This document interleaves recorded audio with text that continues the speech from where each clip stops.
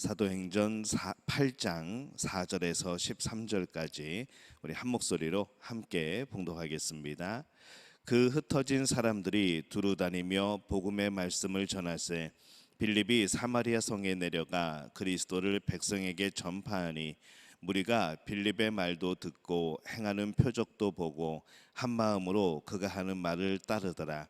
많은 사람에게 붙었던 더러운 귀신들이 크게 소리 지르며 나가고 또 많은 중풍병자와 못 걷는 사람이 나으니 그 성에 큰 기쁨이 있더라.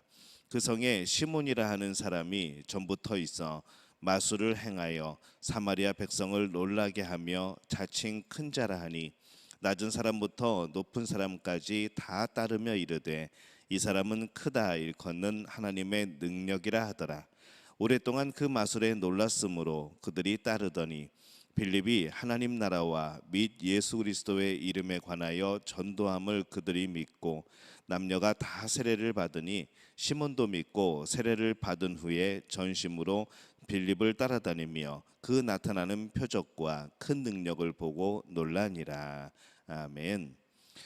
할렐루야. 하나님의 은혜가 오늘 새벽에 하루의 첫 시간을 주 앞에 드리는 우리 믿음의 가족들에게 함께 하시기를 예수님의 이름으로 축원합니다. 오늘 말씀의 빌립이 사마리아에 복음을 전하는 그런 내용이 담겨져 있습니다. 스데반의 순교로 인하여서 이 복음에 걸림돌이 된 것이 아니라 오히려 이 스데반의 순교와 더불어서 많은 박해가 시작이 되었지만은 그것이 복음의 걸림돌이 아닌 오히려 복음이 멀리 퍼져나가게 되는 그러한 계기가 됩니다. 그래서 이 4절에서 5절 말씀 보면은 그 흩어진 사람들이 두루 다니며 복음의 말씀을 전할세 빌립이 사마리아 성에 내려가 그리스도를 백성에게 전파하니 이렇게 되어 있습니다. 특별히 이 스데반과 함께 사역자로 세워졌던 이 빌립이 사마리아의 첫 복음을 전하게 됩니다. 이 사마리아 지역은 유대인들과는 아주 가까우면서도 또 먼 그런 지역이죠. 이 사마리아 지역에 사는 사람들은 과거에 이 북이스라엘에 위치했던 바로 그곳에 살던 사람입니다. 근데 이 북이스라엘이 아수르에 의해서 멸망한 후에 이 아수르 제국의 정책에 의해서 그 민족의 정체성이 사라져 버리죠. 여러 민족이 서로 피가 섞이게 되고 또 흩어지게 되고 이제 그런 상태가 되어집니다. 또 그들이 믿는 그런 신앙마저도 이단 취급을 받게 됩니다. 그들은 또 모세오경을 믿었는데 그것마저도 이 유대인들의 모세오경과는 조금 다른 그런 자신들만의 모세오경을 그들은 알고 또 그들을 따르고 있었던 것이죠. 또 이 감정적으로도 유대의 그 하스몬 왕조 때에 이 사마리아 지역의 세겜성이 위치한 그림심산에 있던 성전을 그들이 헐어버림으로 인해서 매우 관계가 안 좋아진 그런 상황입니다. 근데 바로 그 사마리아에 복음이 전해지고 있습니다. 예수님 당시에도 이 다른 곳에 가려고 하면은 중간에 사마리아가 있으면은 삥 돌아서 그렇게 며칠을 더 걸려서 그렇게 갔던 사람들입니다. 그만큼 심리적으로 또 여러 가지 지역적으로 그런 오랜 역사 속에서 이들에 대한 반감이 컸던 것이죠. 뭐 사람 취급을 하지 않았던 이제 그런 곳입니다. 근데 지금 그곳에 지금 복음이 전해지고 있습니다. 예루살렘을 넘어서 이 복음의 확장 시대가 되어가면서 그때 이렇게 전해진 복음은 이 복음의 단순하면서도 또 진실한 면을 담고 있는 것을 우리가 발견하는 것이죠.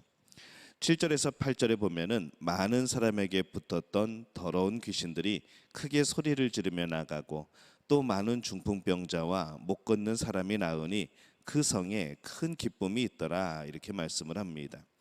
빌립은 그리스도를 선포합니다. 복음이기 때문에 유대인이 종족과 또 그런 해묵은 감정들을 모두 넘어서서 이 사마리아에 가서 복음을 전하게 되는 것이죠. 예수의 이름으로 귀신을 내어 쫓고 또 예수의 이름으로 많은 병자를 고칩니다. 이 복음은 많은 것을 평등하게 합니다. 어떤 지역을 넘어서서 또 육체의 질병과 여러 가지 그런 형통에 대해서 때로는 혈통에 대해서 또 평등하게 복음은 대하게 됩니다. 눈에 보이는 것은 여전히 차별이 있을 수 있지만은 그러나 이 복음을 가진 사람과 복음을 듣는 사람에게 이제 그러한 것이 사라지게 되는 것을 우리가 볼 수 있는 것이죠.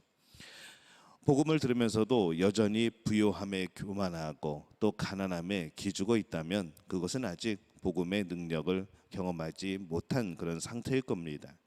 이 땅에서는 복음이 들어가도 여전히 부자와 가난함이 있는 것이죠. 그러나 이전과는 다릅니다. 이제는 복음 때문에 기뻐하고 모두가 기뻐할 수 있는 그러한 하나님의 나라, 또 예수 그리스도의 구원의 복음이 우리 안에 있기 때문에 그렇습니다. 이 사마리아 지역에 시몬이라는 사람이 있었습니다. 9절에 보면은 그 성에 시몬이라는 사람이 있어 마술을 행하여 사마리아 백성을 놀라게 하며 자칭 큰 자라니, 이렇게 기록을 합니다. 그가 이 마술로 사마리아 지역에서 굉장히 유명한 사람이었습니다.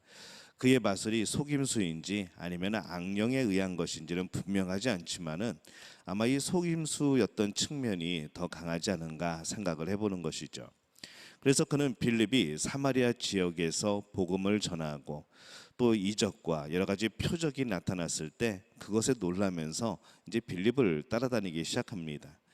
13절에 보면은 시몬도 믿고 세례를 받은 후에 전심으로 빌립을 따라다니며 그 나타나는 표적과 큰 능력을 보고 놀라니라, 이렇게 기록을 합니다. 여기서 이 시몬이 믿었다는 뜻에 대해서 여러 가지 그런 분분한 해석이 있지만은 아마 실제 믿음이 아니라 아마 외적인 모양을 가리키는 것이 아닌가라는 생각을 해봅니다. 시몬은 빌립이 전하는 설교의 내용이 아니라 오히려 그 이적에 대해서, 그런 이적과 능력, 표적에 대해서 오히려 더 관심이 많았던 것이죠. 이 성경 시대에는, 이 성경이 쓰여지고 성경이 기록되는 이 시기에는 이 표적으로서 그가 하는 말이 하나님으로부터 온 것이라는 것을 증명하는 그러한 시대입니다. 그렇기 때문에 그 이적 자체가 메시지가 아닌 것이죠. 그것은 메시지에 대해서, 하나님의 메시지에 대해서 그것을 증거하는 그런 결과로 그런 표적들이 필요했던 겁니다. 그런데 이 시몬은 이적 자체를 메시지처럼 여긴 것이죠. 이적이, 기적이, 표적이 메시지가 되어버리는 것, 이게 이제 주객 전도가 되어버리는 그런 상황이 됩니다. 그래서 이 시몬의 메시지는 결국 온전하게 이루어지지 못하고 그냥 그 기적에서, 놀라는 것에서, 그냥 신비한 것에서 멈춰버리게 됩니다.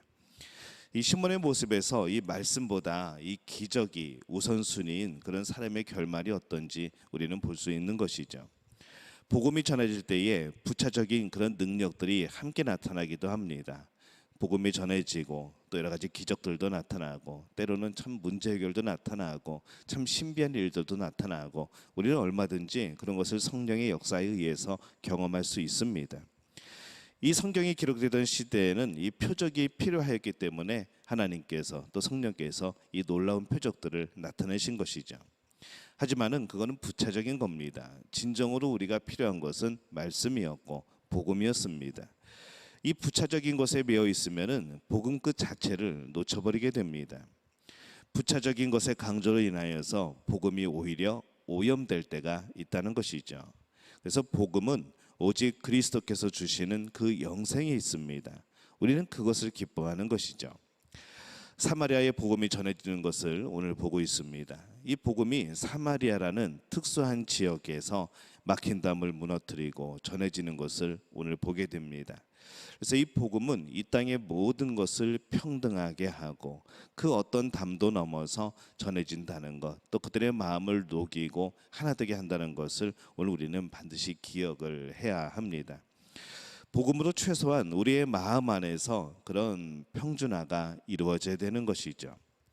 복음이라는 아주 큰 산 앞에서 이 땅의 모든 것은 지극히 낮은 것에 불과합니다. 아주 높은 곳에 서 있으면은 우리가 이 지상에서 높다고 생각되고 그렇게 바라봐지던 것들이 정말 그 아래서, 위에서는 아무것도 아닌 것처럼 보일 때가 있는 것이죠. 우주에 나가서 찍은 사진들 보면은 우리가 아무리 높다고 하는 산도, 우리가 아무리 높다고 하는 빌딩도 아무것도 아닌 것처럼 그냥 평면처럼 그렇게 보여지고 그렇게 느껴지듯이 이 복음 앞에서는 그 어느 것도 이 높은 것이 없는 겁니다. 시몬이 기적에 사로잡혀 있는 것처럼 이 자칭 신앙인들이 복음이 아니라 물질이나 세상의 것에 잡혀 있기 때문에 여전히 불평하고 여전히 세상의 것이 중요한 것처럼 그렇게 살아갑니다. 하지만은 복음 앞에서는 기적도 사실은 아무것도 아닙니다. 우리가 그렇게 중요하게 여기는 물질도 사실 복음 앞에서는 힘이 없는 것이죠. 오직 이 복음을 가진 사람만이, 이 복음을 경험한 사람만이 기뻐할 수 있고 진정한 기쁨을 누릴 수가 있는 겁니다. 오늘 여러분의 마음속에는 무엇이 있습니까? 복음이 있습니까? 그 복음으로 기뻐하고 계십니까? 그 복음으로 살아가고 계십니까? 오늘 그 복음으로 평안을 누리고 오늘 그 복음으로 기뻐하는 우리 믿음의 가족들이 되어지시기를 예수님의 이름으로 축원합니다.